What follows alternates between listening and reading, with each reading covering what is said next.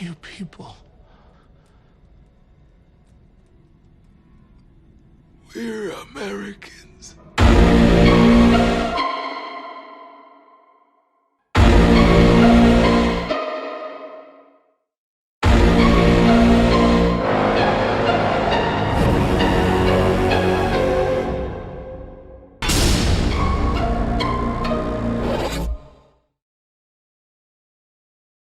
Making a great movie has to be one of the most difficult things you can do. It's not that hard, Scott. Tell him, Wash. It's incredibly hard. But you know what's gotta be more difficult than making a great movie? Making two. I want you to put yourself in the following position for a moment. You're a director. Say your first feature film just swept the Academy Awards, or maybe you broke the box office and became a household name overnight. Or you captured that elusive zeitgeist in such a bold and indisputable fashion that now not only have lines of dialogue from your directorial debut become a permanent fixture in the national lexicon, but the faces of its characters can be seen plastered across t-shirts and college dorm room walls coast to coast. Take a lap, you deserve it. The question is, can you do it again? Are you a visionary, a new voice in the ongoing legacy of film with more stories eagerly waiting to be told, or was it merely a fluke, a one-time twist of fate never to be revisited?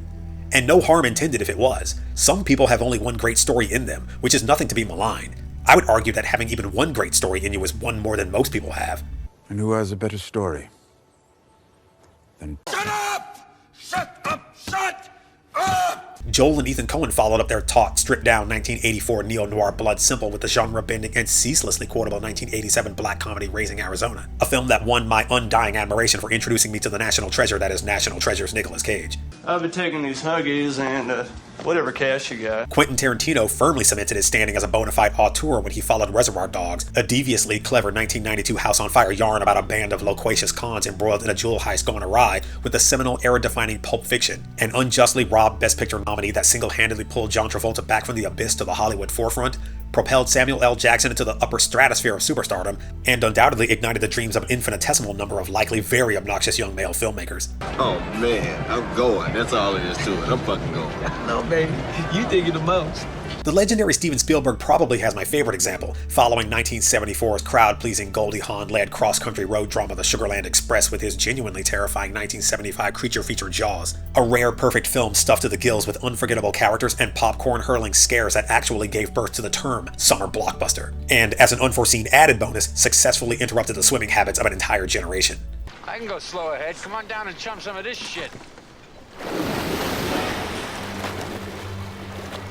Christopher Nolan's Memento, Darren Aronofsky's Requiem for a Dream, Wes Anderson's Rushmore, even Michael Bay's The Rock. I bring these up to provide proper context for just how high the bar for that sophomore effort is set. So it was with some trepidation when I sat down with Us, director Jordan Peele's much-anticipated follow-up to his sensational 2017 debut Get Out, which, if you haven't seen it, is a trenchant social satire cloaked in the trappings of the horror genre that proved a provocative examination of the oftentimes covetous nature of racism. My fear was that Peele might falter, slipping into the soi-disant sophomore slump that has besmirched the careers of a number of promising filmmakers, such as Neil Blomkamp, that's Chappie, and Josh Trank. Thankfully, that fear was unwarranted. Let me get this out of the way first, though. I love that if things keep going in this direction, in the very near future, movie trailers are going to open with the words, "From Master of Terror, Jordan Peele," because Us is a damn frightening ordeal. It is a monumentally unsettling dive into the darkest fears and truths buried not only within ourselves, but in the worlds we inhabit. A purely nightmarish allegorical criticism of the trajectory we have always been on as a nation, and a sobering glimpse into a future that may already be too near to alter or reverse. That's just depressing. It's no secret that the film's title isn't only Us, but US, and deals as much with the lies we tell ourselves as it does with the ones told to us by our government, by those supposedly charged with the protection of our lives and liberty. It is a searing indictment of not only the America that is, but of the America that in many regards has always been, down to its very foundation, to its somewhat rotten core. Now before you jump in my comments, don't get the wrong idea. America has accomplished many an amazing feat over the course of its 243-year lifetime, so I'm not here to hate on it, not by a long shot. After all, we invented the internet, haphazardly paving the way for the inevitable machine uprising. We put a man on the moon and a mat on Mars. Mark Watney, space pirate. And we mass-produced some of the world's first automobiles, then spent the next 100 years crashing them into shit.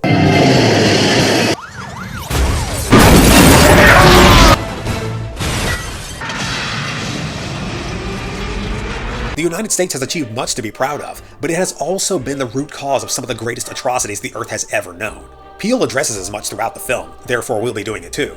so I'm going to apologize in advance because if you're one of those America love it or leave it types, Then the hell with you. you might want to bail now as we're going to be taking a hard look into the mirror, which will at times get pretty dicey.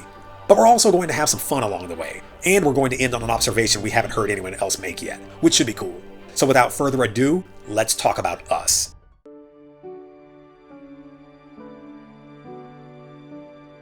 From the darkness, we get a few passages of text on the topic of the apparent miles of unused tunnels currently crisscrossing like veins beneath much of the United States, which immediately reminded me of the opening to M. Night Shyamalan's Unbreakable, another strong follow-up outing to a breakout hit. The text here works in much the same way, as it's a specific detail not hinted at anywhere in the movie's marketing, but when you read it, kind of makes you say, "What's this? What's this?" and gives you a brief, false impression that you might be watching something else entirely. Us opens in earnest with a television commercial for the largely symbolic Hands Across America campaign, a well-advertised, star-studded event that sought to raise money for awareness in an effort to combat homelessness, hunger, and poverty in the United States.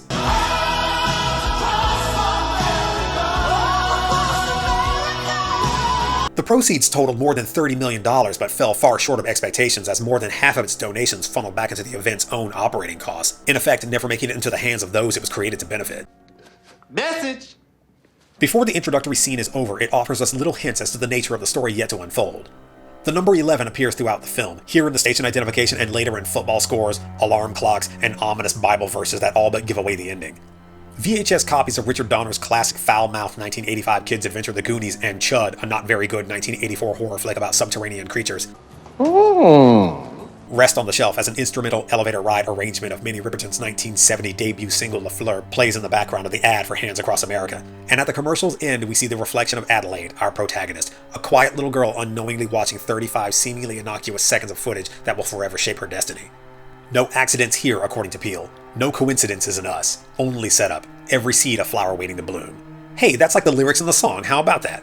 Very subtle. All joking aside, it kinda was, and we'll talk about that later, why the music in this movie and that song in particular are so well chosen.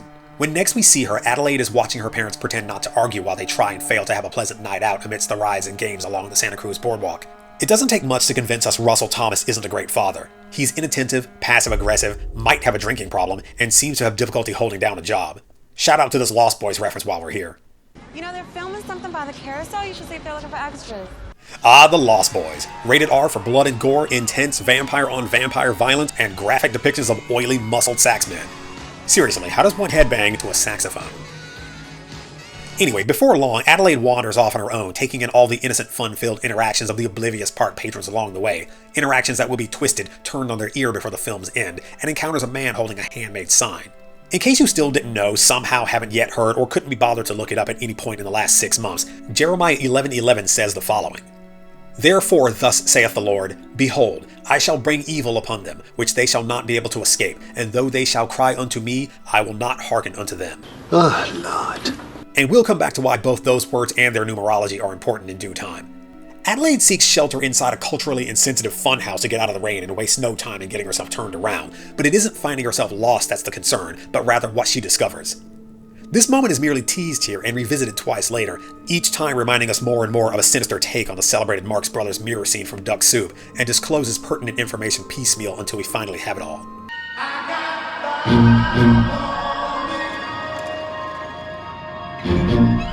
In a brief flashback, we learn young Adelaide does reunite with her parents shortly after her disappearance, but the full extent of whatever it was she witnessed in the Hall of Mirrors has robbed her of her voice, plunging her into a near catatonic state. While thankfully alive and seemingly unharmed, her life has been nevertheless irrevocably altered, and it won't be until the end that we are able to understand by just how much, which is easily one of us' greatest strengths. The film presents you with enough unsettling imagery to complicate anybody's sleep schedule, but it's the ideas that linger and things not shown that return to haunt you once the credits have rolled. And we'll get into those, the unspoken implications that prove more frightening upon reflection than the terrors on screen. But before we do that,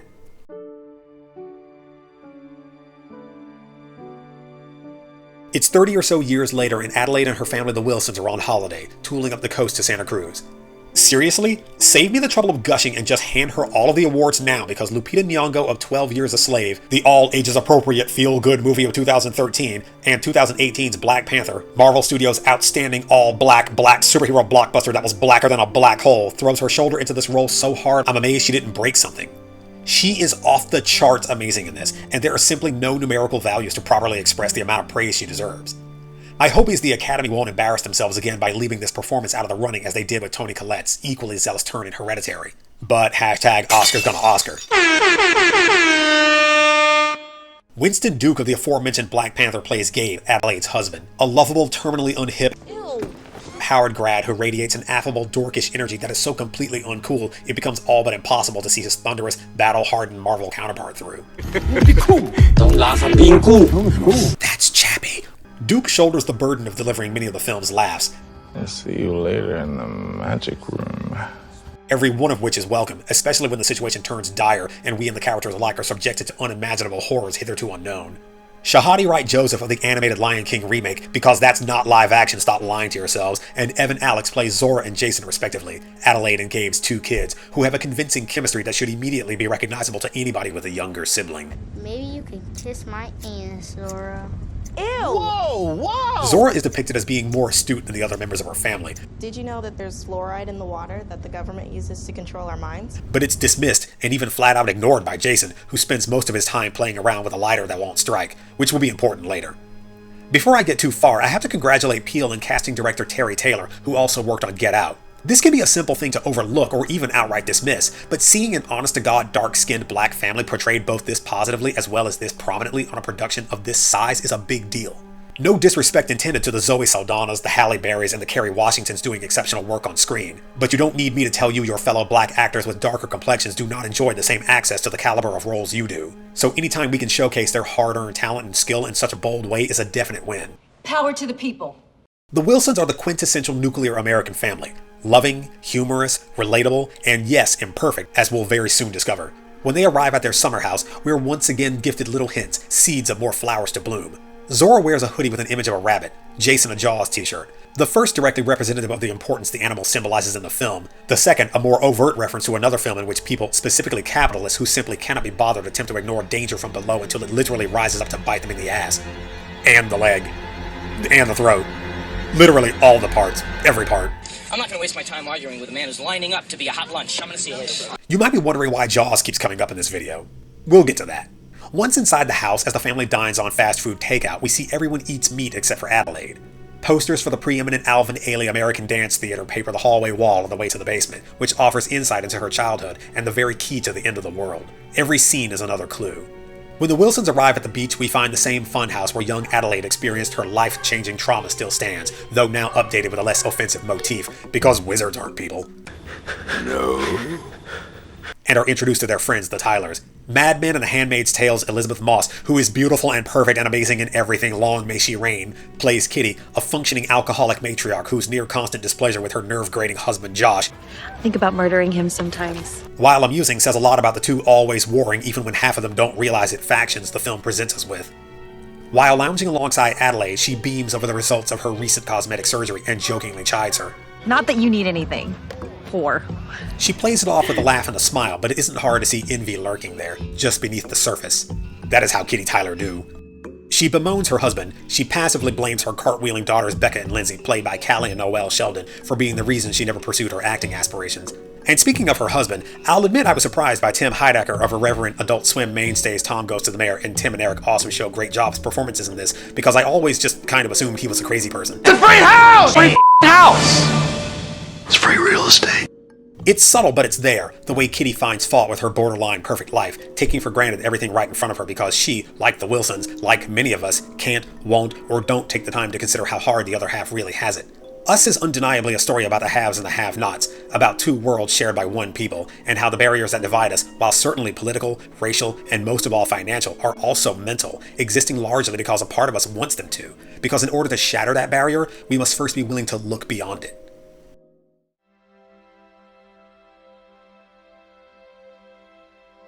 When the Wilsons return to their summer home following a somewhat harrowing afternoon in which Jason is briefly feared lost or worse, mere moments after coming across a literal murder scene on the way into town, the power goes out, and we learn there's a family in our driveway. In less time than it would take to tell it, the Wilsons' mystery assailants break into their house, injuring Gabe in the process.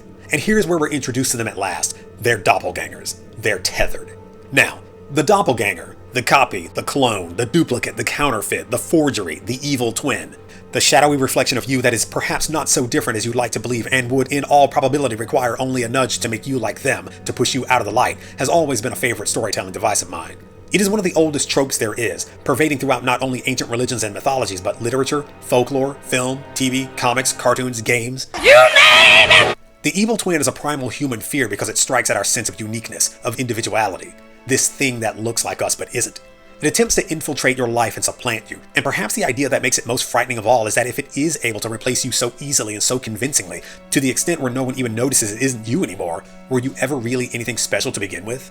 There was a while there when it seemed like everybody had one, which hasn't really changed. Get out of my house, Steve! Superman has Bizarro and that sketchy double from Superman 3, the one made out of kryptonite and nicotine or whatever. Scott Pilgrim has Nigga Scott. The Flash's evil twin is literally a guy named the Reverse Flash. How long did it take you to come up with that one? Which you might imagine would make him really slow, but for some reason it doesn't. Spider-Man has like 2 twins and a clone, one of which has been in 2 movies already, neither of which were very good, but whatever. Alright people, let's do this one last time. Star Trek gave us Data and Lore and the supremely badass Mirror Spock. Even Bill and Ted had evil twins. Let's go. Bogus. It's a time-honored tradition, one replete with goatees, eye patches, and strategically placed facial scars, but time-honored nonetheless. It always felt like a gift anytime an actor got to play multiple roles in a single production. It's a chance to show off some serious range, and throughout movie history those equal to the task have turned in some of their most impressive work as a result. Granted, it doesn't always work, and when it doesn't, that can be its own kind of gift depending on how you choose to look at it. I mean, where would we be as a society without this priceless contribution to the cinematic landscape? Chill out. Mr. California. Mr. Silk Underwear. Lupita Nyong'o plays not only Adelaide but Red, her devilish counterpart, and this performance is one for the books. From the first time we see her, she puts us off, even more so than the twisted versions of the Wilsons that are her family. Her movements are precise and measured, with an economy of motion and control that is only seen in trained dancers. At times, she even resembles a wind-up doll. She travels in lines and at angles, never curving, always fixed on a point straight ahead. She never blinks, and when she finally speaks, part of you wishes she hadn't as you can't unhear it, and it is more than enough to make your blood run cold. And oh my god, when she laughs...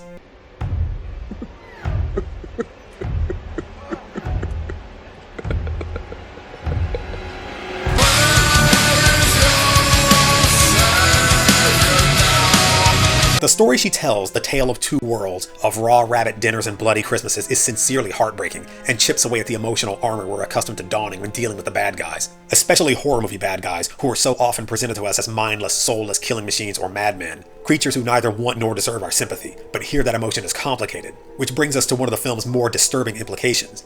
During her account of her life as one of the tethered, Red states the following. The girl met a handsome prince and fell in love. But the shadow, at that same time, met Abraham. It didn't matter if she loved him or not. He was tethered to the girl's prince after all. It's the line, "It didn't matter if she loved him," that stays with you, that follows you home and crawls under your skin and into your head because it implies Red was raped. And it only gets worse when she recounts the terrible trauma of having to deliver her own son while Adelaide simultaneously underwent the C-section that gave her Jason. It's horrible, unforgivable, but sadly not unimaginable, that feeling of being unable to control either situation and of being powerless to stop them. She didn't deserve it. No one does. Red's wrath is well earned. You feel sorry for her, for them, and rightly so. At least until the attack comes, and in that instant you're allowed a welcome distraction from all of the awful ideas the scene plants in your mind. Gabe's tether is Abraham, a nearsighted wailing behemoth who makes short work of his twin. Zora runs from the house at the urging of Adelaide, only to be pursued by the Cheshire-like Umbraid, who delights in giving chase.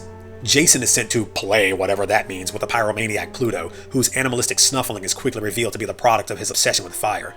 None speak, but Red has mastered a means of communication with each of them that is creepy in its effectiveness, to say the least. I especially love the way Abraham sighs when Red gives him the signal to strike.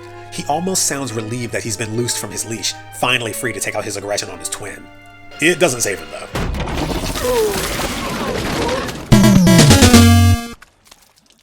Having narrowly evaded death at the hands and scissors of their doppelgangers, we check in with the Tylers at their house across the bay, which gives us our favorite scene in the entire movie.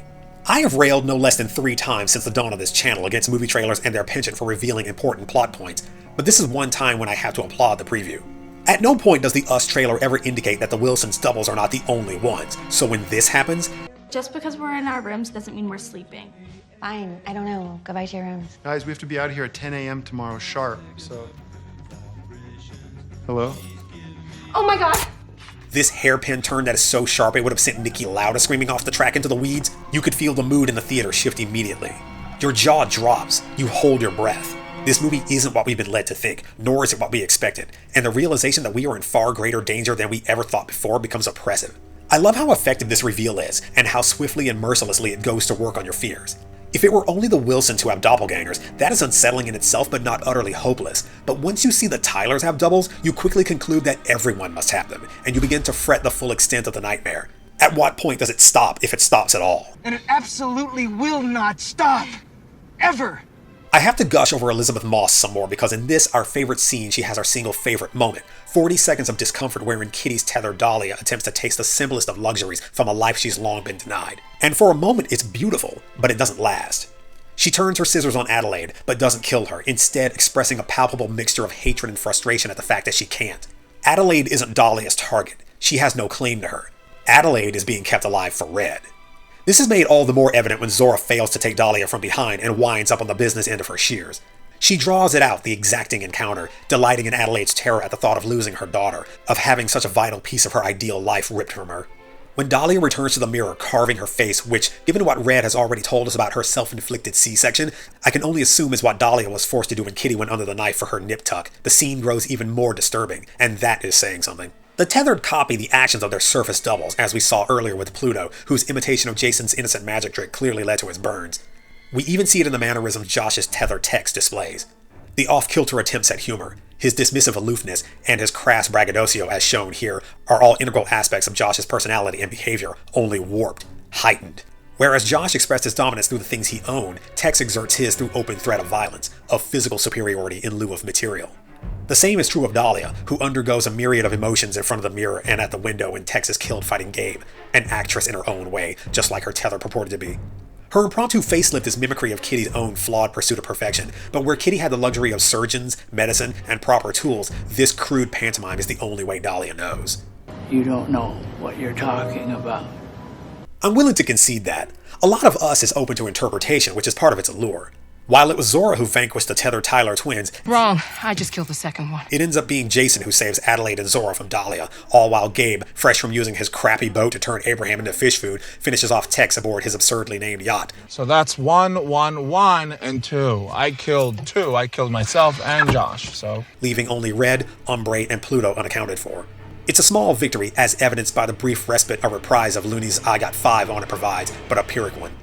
How many of everybody is there gonna be? Jason innocently asks in that often great moment when the characters catch up to what the audience already fears might be true, and when they turn on the television, those same fears are confirmed. Adelaide wants to flee to Mexico, but I find it interesting that Gabe elects to ride it out at the Tylers' house, despite it looking like the end of Texas Chainsaw Massacre in there. This isn't the first time he's done this, and by this I mean place his faith in material things to protect himself and his family from what's happening. When Red and the Tethered break into their house, it's Gabe who offers them money in exchange for their safety. He attempts to buy his way out of the crisis they're in, out of the mess they, and by extension we, have made. Nobody wants the boat, Dad. But the solution, whatever it may be, isn't quite so simple. Here again, he is convinced the things money and privilege afford can save them, but they can't. We got everything we need here. Food, water, backup generator. Where are safe fares we're gonna be anywhere? It's too late for that. The only currency the Tethered will accept now is blood. And when Gabe doubles down, ludicrously suggesting they fortify their position by laying traps about the premises like an oversized Kevin McAllister, Adelaide delivers a powerful, "You don't get to make the decisions anymore!" which is easy to construe as a female empowerment line, as a way of saying everything that's happening here, everything that has led to this is the fault of men, and that what's needed most now is leadership by women, but I'm not certain I would agree, at least not completely. I think it's more of an acknowledgement that our time is over, that the America as it exists now cannot survive, cannot be saved, and we are no longer the ones who get to determine its fate. We kinda blew that. It's our time now. Our time. When the Wilsons abandon the Tylers' house, they're intercepted by Umbrae, who ends up getting thrown from the car in their escape.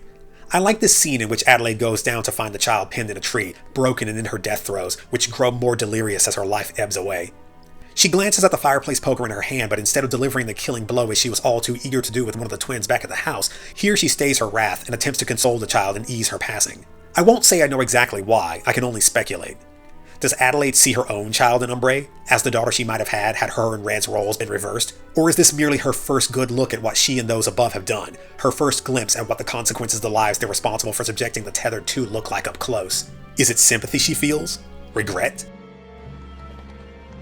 When the Wilsons return to their home to find an ambush waiting, Jason at last faces off with his double in the payoff to a setup from the earlier scene in the hall closet, one wherein we discovered Pluto would unconsciously mimic Jason's movements. Why this doesn't happen with the other tethers is never made clear. The best I can surmise is that the younger a tether is, the stronger their connection is to their double, but that's mere conjecture. Truth be told, there are enough unanswered questions in this movie to make a whole other video, but we'll get to that too. When Red appears and abducts Jason, Adelaide pursues, going back to the boardwalk, back to where it all began. She enters the funhouse in a maze of tunnels, the same ones we're warned of in the film's preface, at one point practically descending into hell. Kudos to the cinematography here, by way of an escalator that drops her off in a network of well-maintained underground corridors lousy with loose rabbits. What the hell? When she finally comes face to face with Red, making paper dolls before the blackboard of a darkened classroom, we are at last given the answers, the truth. In a scene that is regrettably a little more of an info dump than I wish it were, but fascinating still, Red explains it all, how the tethered were created. Similarly, Get Out contains its own info dump, albeit a less ponderous one, in which the sunken place procedure is succinctly diagrammed by Stephen Roots Hudson. I want those things you see through. And while I feel the weakness in Red's dialogue is how, if anything, it over-explains the story, in effect making it a hurdle to take everything she presents you with at face value, I'm hesitant to begrudge it, especially given how well Us sticks the landing. This could simply be a technique Peele will employ in all of his films. Like Pacino said in Any Given Sunday. You make a ritual out of it, people are going to respect you for it. Some unknown, unnamed, and clandestine branch of the government engineered the tethered in an attempt to control the population above, but when the project failed, owing to an inability to replicate souls, the facility and the tethered were abandoned. What follows is a disturbing journey through their miserable existence, the hallways and passages where the soulless marionette-like tethered are held, forced to spend their entire lives, a deprived and hollow facsimile of the ones their counterparts enjoy above. That's something you can't unsee. Though she didn't yet know it, Adelaide and Red have been on a collision course since that night 30-some-odd years ago, and now that the time to confront each other and their shared past has come, Adelaide quickly finds herself outmatched. When the battle is over, Adelaide may be the last one standing, but it's Red who is undisputedly the victor here, her damage done. Though she does not live to see the world her revolution bore, she has accomplished her goal. She has won. The movie could easily have ended here. It came, said what it needed to say, and left us shaken. It could have ended on that haunting final shot of the tethered holding hands across America while it literally burns, but it doesn't, and we are treated to one last revelation, one final surprise. Surprise, motherfucker! And for as effective as it is, how it pulls a Life of Pi and forces you to recontextualize everything you've seen, reevaluating everything you thought you knew up to this point, it never feels completely necessary. More important to me than the M. Night Shyamalan-esque twist ending are the many things Us has to say, and we're about to get into all of them. But first, let's talk about that soundtrack.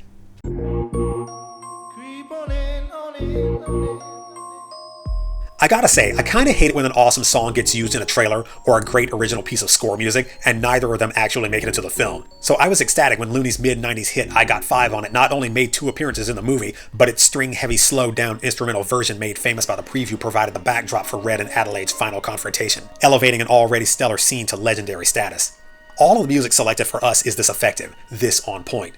Michael Abel's score, particularly his eerie anthem, whose haunting childlike vocals and drums are reminiscent of Kenji Kawaii's Ghost in the Shell, immediately sets a powerful yet uncomfortable tone that does not dissipate even after it's over. The upbeat toe tapper Beach Boys classic Good Vibrations is juxtaposed with the gruesome murders of Kitty and the Tylers, which warps the song in your mind, ousting years of ingrained, wholesome 60s Americana for visions of blood spray and viscera that make it a task to revisit the song in any context that isn't overtly horrific. Please stop. Stopping Good Vibrations by the Beach Boys. When the Tylers' Bluetooth mistakes Kitty's intended 911 call for a request for NWA's equally classic but for wildly different reasons 1988 hit Fuck the Police, which is effectively a song about how the people who should be coming to help you, aren't, the scene takes on an added level of subtext. As we later learn, the tethers are themselves a government creation with dubious origins and questionable intent.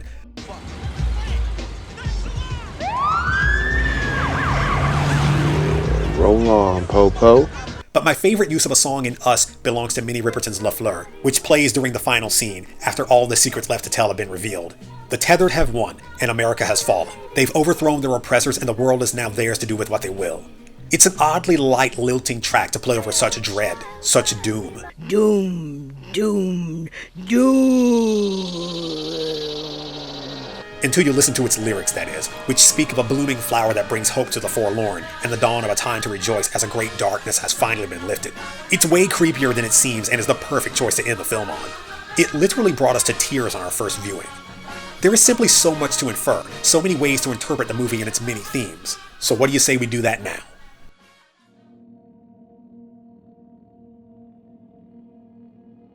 Us has some very strong feelings about America as a whole, but there are other ideas just below the surface that may not be quite as apparent. We've established the have and have-nots theme, how it parallels the real-life struggle of working-class Americans and the wealthy who all but call the shots in terms of our laws and our leaders, and effectively live delicious lives while the rest of us are expected to not only fight over but be content with what basically amounts to their table scraps, with what they deem suitable for us to live on, and what they've calculatedly determined equals enough.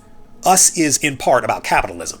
You can see it in the constant back and forth between Gabe and Josh over the boats, the generator, and their new car, which Gabe claims, "You had to do it, you just had to get that thing to fuck with me too." It is a reminder that in a capitalist society, every advance, every gain is designed to come at someone else's expense. So much so that it becomes impossible to enjoy one's own accomplishments as we're only ever focused on who has accomplished more, on who has more. Capitalism is a zero-sum game, and Us knows this. In her final confrontation with Adelaide, Red admits as much. She says the following: "I never stop thinking about you. How things could have been. How you could have taken me with you." But she didn't, because the nature of capitalism isn't to share, it's to take. The central conceit is that it can only ever be me or you, never us. The idea that somehow there's not enough room for all of us in the sun and therefore some of us must always live in darkness is patently absurd, but here we are all the same. I think there's also something there to be said about celebrity in the black community. Us is, in its way, a rags to riches story. Adelaide comes from squalor but rises. She gets out of the ghetto, so to speak. But what she doesn't do is return to help the tethered she knows are still trapped there. Instead, she turns her back on them and lives her best life up above without giving them so much as a second thought. It's hard to imagine that Peele wasn't consciously aware of this, the onus and the stigma commonly attached to black celebrities in particular whenever they make good or immediately asked by anyone with a microphone how they plan to give back to their community and don't proffer the desired answer. Hey, sellout? What? You a sellout, man. The rabbits running rampant throughout the film are also curious. They are the primary food source for the tethered, which explains why Adelaide is seen eating strawberries earlier while her family eats meat. Personally, I think I'd probably eat an iPad before I ate a raw rabbit, but that's neither here nor there. Peele has stated in interviews that they represent duality, as they are both adorable and kind of terrifying. Jesus Christ! Which isn't hard to argue if you ever accidentally saw Watership Down all alone as an almost certainly too young child while your parents weren't paying attention and absolutely should have turned it off but didn't, and you watched all 103 traumatizing minutes of it, leading to a wealth of emotional issues thanks to Heat Mom. The number 11 is all over the place in here too. So much in fact that each time I watch the movie I find another reference to it. 11! I'm not entirely certain of its significance beyond it being a pair of identical ones side by side. These go to 11. The same goes for the Golden Shears, the tethered's preferred weapon of choice.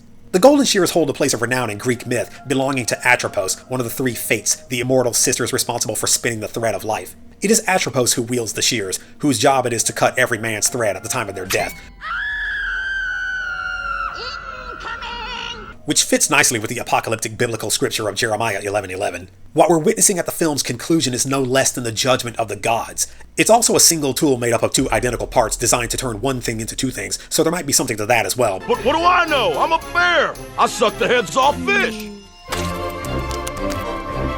There's a thing that happens with Jason's gorilla werewolf Chewbacca mask too that I find interesting. At the film's end, following the horrifying revelation that Adelaide and Red switched places that night on the boardwalk in 1986, it is all but stated out loud that Jason knows the truth. This comes in part from his reaction to overhearing the fight between Red and his mother, who shows her hand somewhat when she reverts to the Cro-Magnon-like tether speak we've seen before once she strangles the life out of her enemy. Proving once and for all that you can take the tether out of the tunnel, but you can't take the tunnel out of... You know what? Never mind. I'm not even gonna... I am untethered and my rage knows no bounds! Now, it's been said in a couple of places that this moment is meant to suggest Jason is hiding himself from the reality and intends to keep quiet about everything, but I disagree. We see Jason don his mask a number of times throughout the film, but most notably in times when he's in danger. He does it here, before trapping Pluto in the closet, again before going upstairs to face the tethered Tylers, and once more when he realizes his doppelganger has laid a trap for them at their home. Which suggests to me that Jason doesn't don the mask when he's hiding, he wears the mask when he chooses to fight. To me, this moment couldn't be clearer. As the Wilsons drive off into the apocalypse, Adelaide meets his burning gaze with a confident smile. She knows that he knows, and Jason knows the battle's not over. Don't get the wrong idea though, this ending is perfect. Please don't make another. No sequel for you. So the big question is, who or what do the Tethered represent?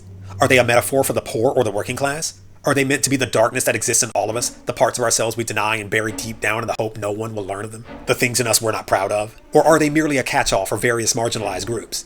In this case, I feel like all interpretations are valid, but when I view the Tethered as a whole, as one concept instead of as individuals, they are no longer Americans, as Red declares, but America itself. The Tethered are underground. The United States is built on top of them. They are in the literal foundation of this country. The Tethered are our nation's legacy.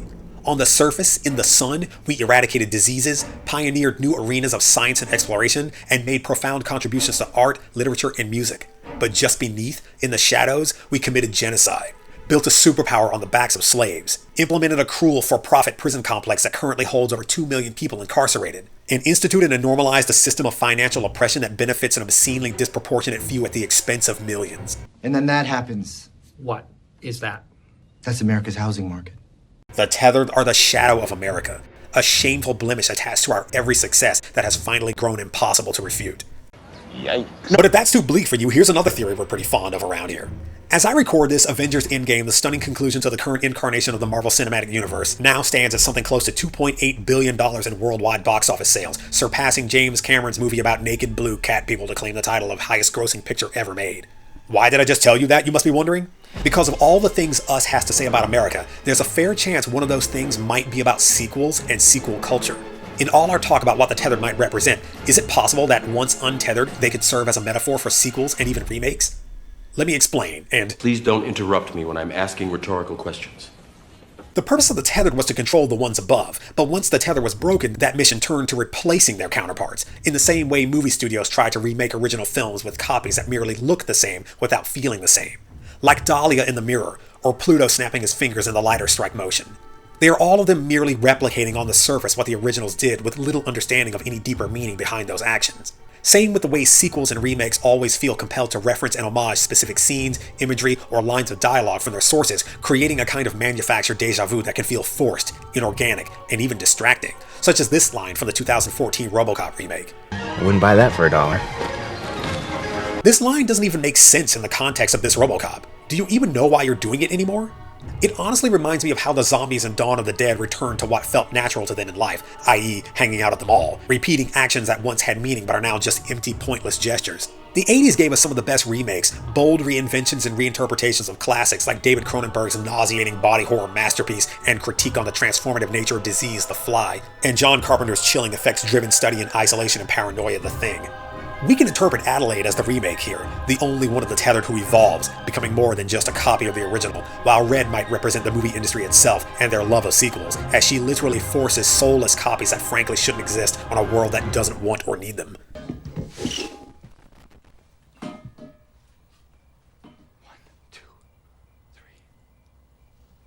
Jason, as earlier pointed out, wears a Jaws t-shirt, and while sequels did exist prior to the release of Jaws, as it was considered the first summer blockbuster, the aftermath of its success spawned 3 heinous follow-ups and heavily contributed to ushering in the push for more of the same that we presently reside neck deep in.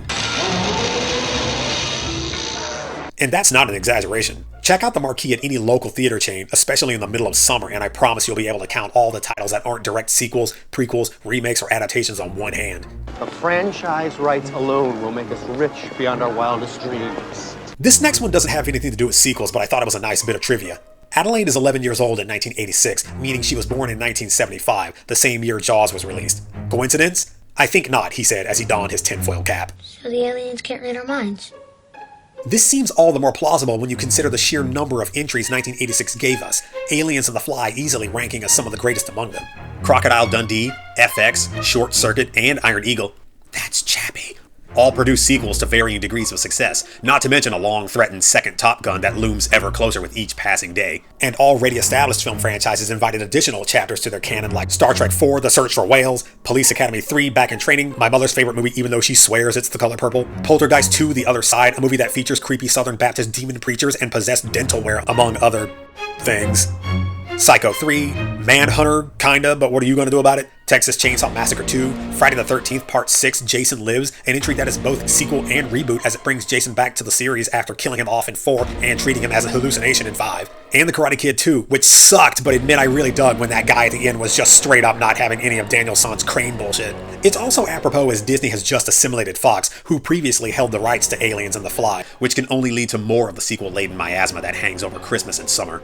During the scene at the beach, and we're back to talking about us now, the frisbee that nearly decapitates Adelaide and Kitty lands on a polka dot blanket resembling a cookie cutter, which is commonly the first adjective used to denigrate sequels and remakes alike. It's G2, people.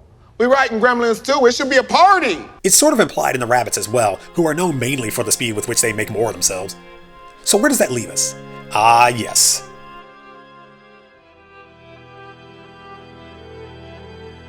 It was my intent in this segment to go ham on the many questions Us chooses to leave unanswered. As earlier stated, we can make an entire video just dedicated to things like, where did Red get all of those uniforms? What happens to the Tethered when one of their doubles drives a car? Does it just look like this down in the tunnel? How does acquiring 300 million pairs of golden scissors not get you put on some kind of watch list?